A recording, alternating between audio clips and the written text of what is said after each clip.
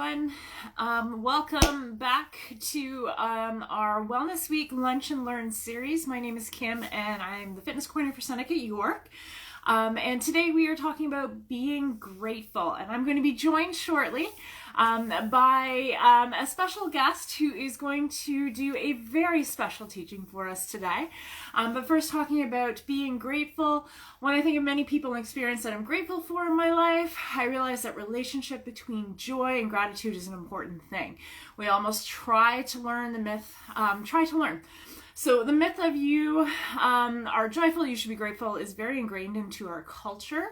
It isn't the way at all. We need to try to practice gratefulness in our own ways. We can try to be more aware of what we have, be more willing to slow down. I think a lot of us have learned that in the last 19 months for sure.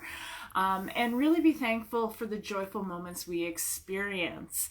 So I'm just waiting for Peggy to join us. Hello. Peggy is new to Instagram. And we did a trial session a little bit earlier. So there she is. Awesome. She's logging on here. I am very pleased to be joined by Peggy, who is the coordinator for the First Peoples at Seneca. And we have, hi Peggy, how are you? We did it! We have asked Peggy to share a wonderful teaching with all of you today. And I am going to hand it over to Peggy and she can introduce herself and then jump right into the teaching for us, which is awesome. Thank you so much for joining us. Miigwech, Kim, and special Miigwech, special thanks for sharing some time with me prior to connection to give me a little teaching as well on this new technology. This is my first time on Instagram, and so wonderful to be here with all of you. I'm welcoming you to my First Nation, Wikwemkweng territory on Manitoulin Island. It's the east side of Manitoulin Island in Northern Ontario. I've been working remotely since the pandemic started in March of 2020. And it's just beautiful to be back home. And occasionally I do get to the city. I was in Odeto, our Indigenous space at Newnham campus on Monday, setting up our Murdered and Missing Indigenous Women and Girls exhibit, because that's in part with our 16 days of action. So it was nice to be on campus, and it's rare. So it's like a little treat to be connected with everyone for that short little time. As Kim mentioned, my name is Peggy Pitawanakwit. I'm the coordinator for First Peoples at Seneca, cultural coordinator, and I've been here since 2011. Wow, 10 years, my first decade. And what I bring is cultural programming to Indigenous students that are attending Seneca College for their post-secondary qualifications that they're in pursuit of. And while they're there from all over Canada, we call Canada and the US Turtle Island, it's really nice for them to have a great experience with Indigenous programming. So like everyone else, we as well are virtual. And it's quite the challenge to have that engagement virtually, but we do it, and we've been doing it, and we're getting better at it. And learning technology like Instagram is part of that. And so it's so wonderful to be able to do that. But it is really nice to be back home.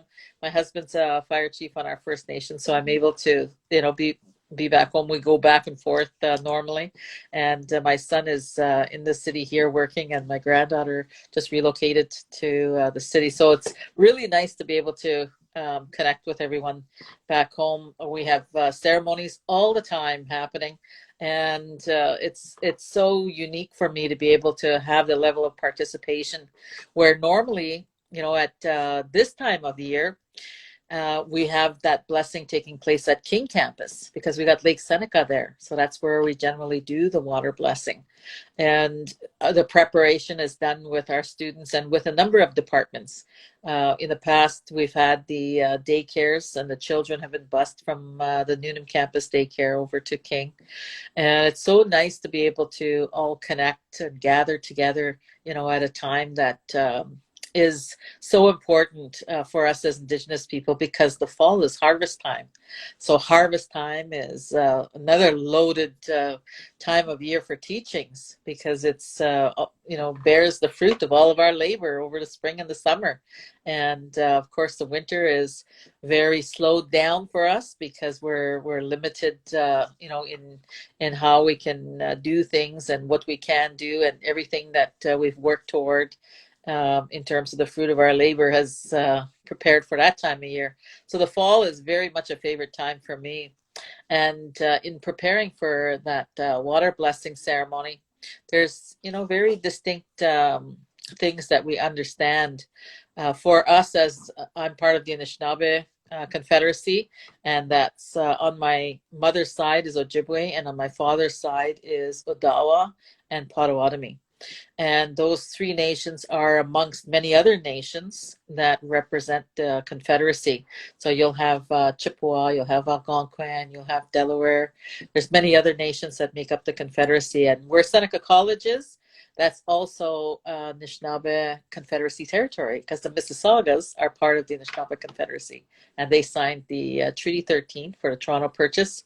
And that makes me feel like I'm still at home too when I am on campus. And then just north is a different treaty area where King Campus is. So that's the Williams Treaty territory, and that's also Anishinaabe territory. So the Chippewas and the Mississaugas that are part of that treaty process are also relatives. Speaking in terms of nationhood. So those kinds of things are just important because when you share these teachings, people like to know, well, where are they rooted? Especially when it's shared territory. Like you'll also have Haudenosaunee teachings as well, because the Seneca Nation as well was in this territory. And there's very distinct differences in those teachings. So it's always important to qualify that before a teaching is provided or before you're engaging in ceremonial conduct after you've gotten a teaching on what those protocols are before you engage. So I always try to provide that in the beginning. So going back to our water blessing teaching, as Anishinaabe Kwe, as Kwe is woman, as Anishinaabe Kweok, more women, we know that we have a responsibility for water. So if you see an event taking place and water is part of that ceremony or part of that gathering, you'll only see women that are carrying that water because we have stewardship over water.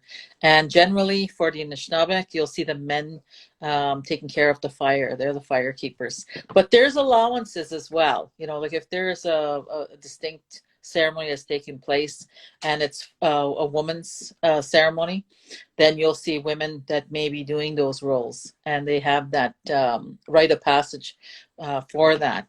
So there's different considerations that take place. And generally in ceremony, we'll have many helpers. And one of the helpers is a copper vessel. And that copper vessel is where we carry our water. And it's also scientifically proven, because science always catches up to these old customs and traditions, because we all know in our cultures of the world, there's very distinct reasons why we do things the way we do them. And it's been tried and true for those purposes. So we know that copper is a conduit as well for water, right? It moves things around in the water to purify it. So that's partially why we've had those copper vessels as part of our ceremonies. So that helper is there as well. And when I mentioned earlier that women are the stewards over water, and we also understand the core teachings around the importance of water. Like water is, we consider water a life. We know as life bearers, our children in our womb are protected by that water. It's the water that gives us life. We can't survive without water. It's just not possible. So understanding all of those elements, there's so many different blessings that come from water. And by doing this ceremony, you can do it once a year, you can do it more than once a year. It can be very basic, it can be very complex. So it just depends on what your orientation or your decision is on if you want to practice this custom. So when we have ceremony, we'll have different people that will bring in different helpers for that formal ceremony. So I will have with me my bundles, and in my bundles, I'll have different helpers. It might be a rattle, it might be my eagle feathers, it might be the any of the four sacred medicines like the sweetgrass, the sage, the cedar, or the tobacco. And at the very beginning of time, the Creator gave us our first medicine plant, and that was tobacco. And that was because of offerings that needed to be made. So when everything is reciprocal, whenever we're going to take something, we have to give something.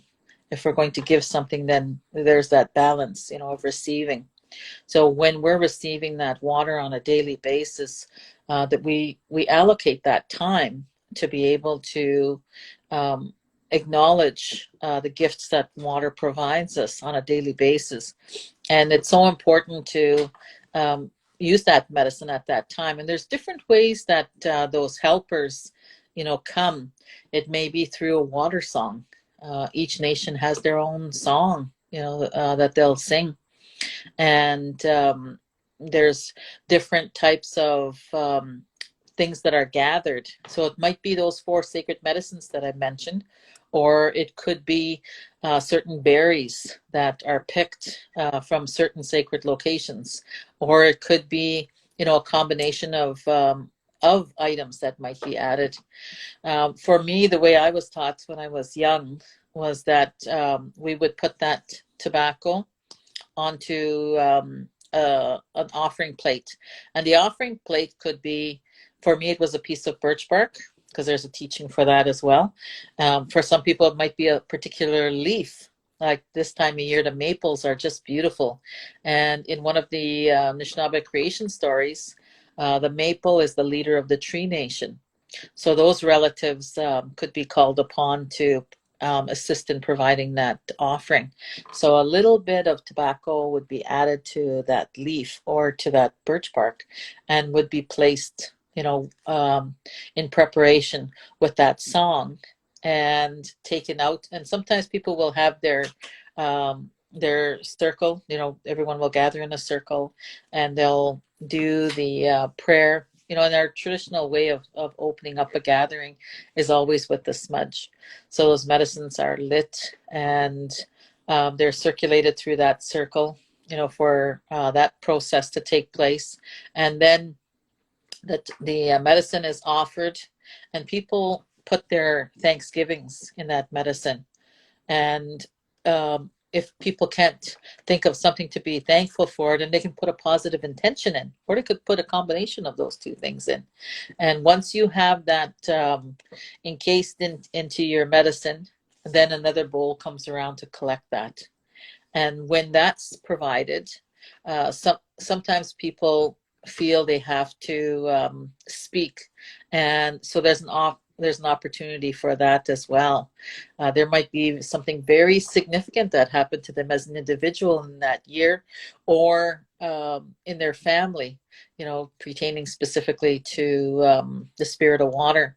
And or it might be that there was an action that took place within their territory and the water was cleaned, or that there was a system put in to clean the water for drinking.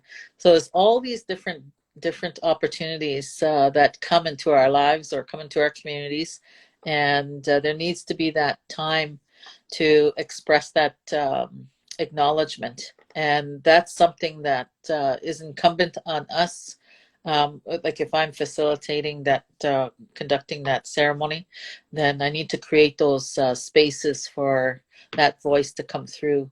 And when that's done, we believe that our ancestors look down and are proud about our customs and our traditions still being carried, and that spirit within water will continue to provide for us in the way it has, from time immemorial.